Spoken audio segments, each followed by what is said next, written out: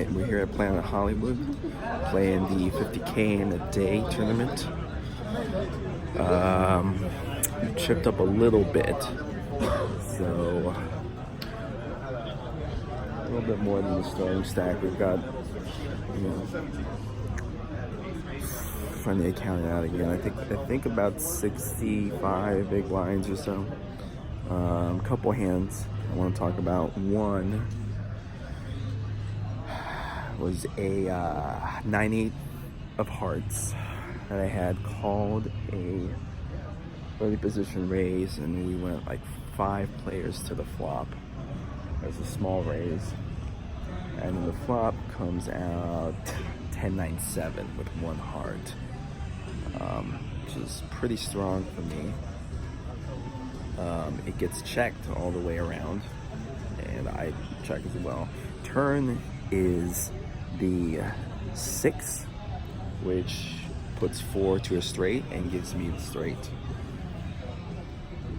And it is checked to middle position, who bets out a small amount, I think about 1/3 of the pot. And I elect to just call here. Oh, it's the 6 of hearts. So it gives me a straight flush draw. And I elect to just call here at this point. Given that I not only have a made hand, I also have a redraw. And I think there's a good chance he's betting here with an 8 of some kind as well. Maybe pocket 8s, ace 8, something along those lines. And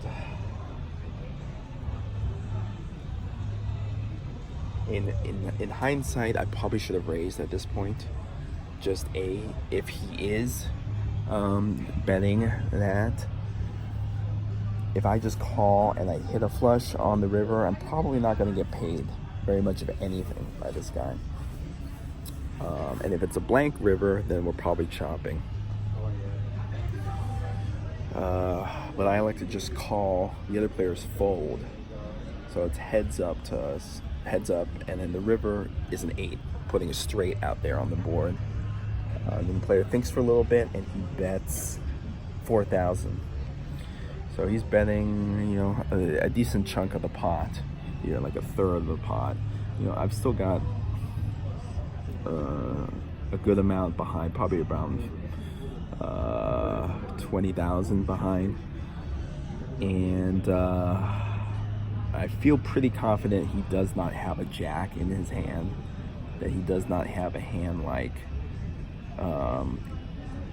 because I think most hands that he would have had, that would have had a jack, that type of a player is likely to have bet on the flop initially, because he would have had an inside straight draw with overcards, something like an ace jack, queen jack, jack 10 for the top pair. So pretty confident he doesn't have a jack here. I briefly contemplate just shoving all in to try and push him off the hand. And there's another spot where I probably should have went with my instinct here.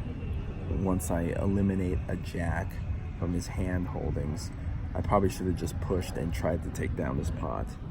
As it went, I called, and he turned over some kind of low pair. I forget what now. But anyway, it was pretty much just a bluff, and he's pretty much just bluffing on the turn as well.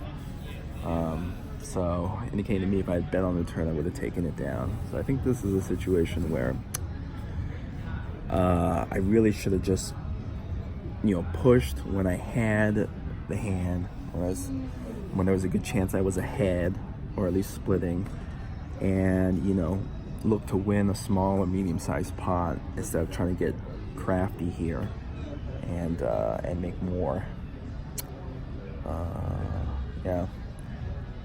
Tournament poker, it's generally good just to win pots and win chips without needing to put your whole stack at risk, or needing to put a lot more of it at risk.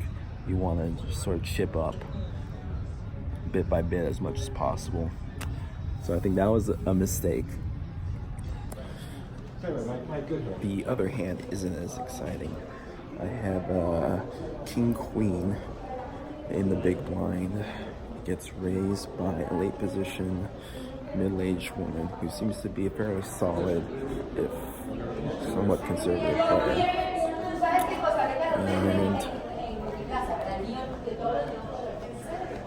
And I call. There's another player in there, and we go to a flop, which is King 6 with 2 hearts. So at this point, I elect to just check it to the raiser. She bets out a small amount, about a third of the pot. Great position, folds, and I elect to call because at this point, I am concerned about Ace King having me out-kicked. And I also think King Queen and King Jack are in her range for raising at this point based on my read of the player. Maybe a big pair, but I think unlikely. So the turn is a 10. King 10 makes a full house. I don't think King 10 is in her range. Maybe, but probably not. I checked her. She bets out about half the pot. And since I'm putting Queen Jack in her range and generally taking King Jack, putting King Jack in her range and taking King 10 out of her range, that means I have more combinations that I'm beating or tied to than I'm behind.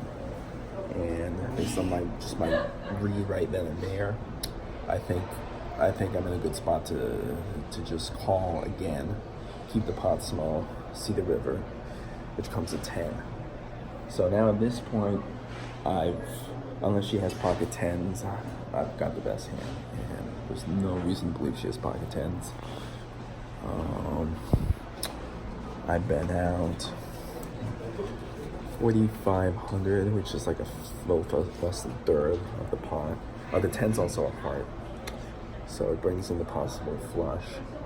I bet out trying to represent maybe I've got something like a flush or a 10, and I'm looking to just get a cheap showdown.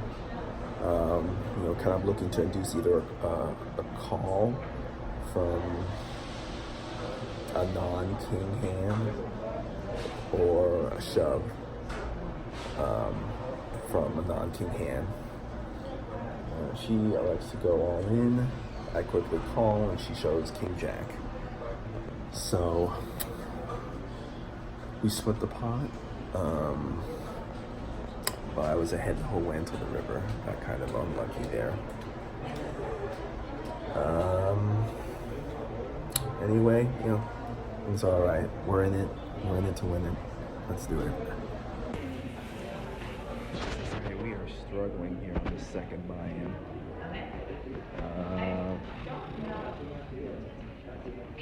Yep, we are down pretty short here.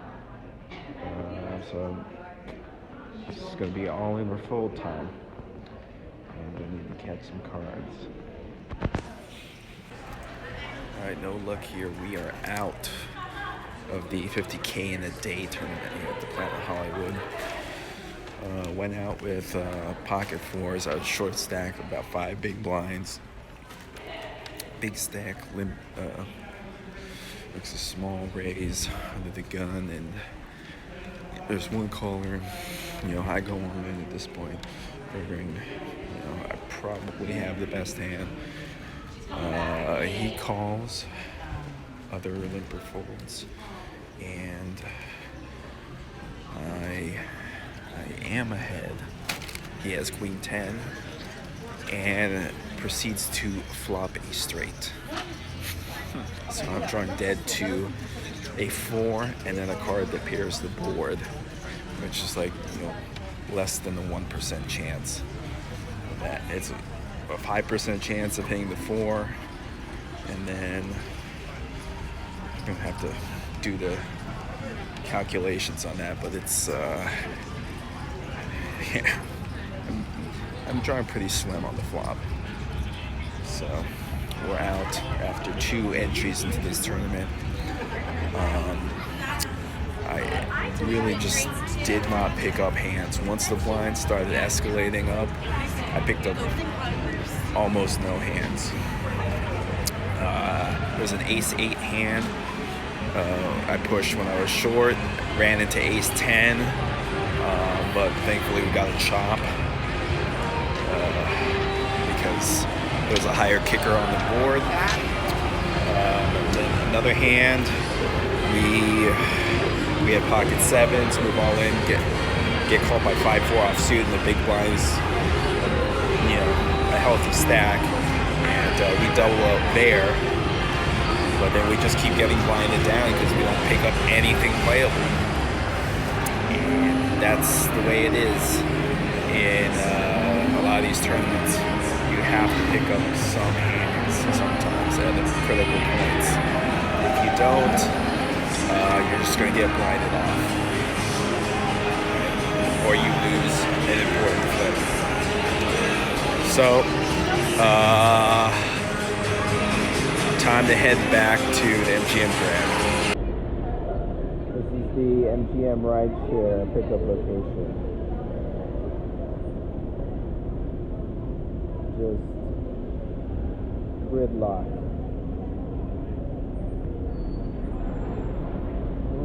Gridlock.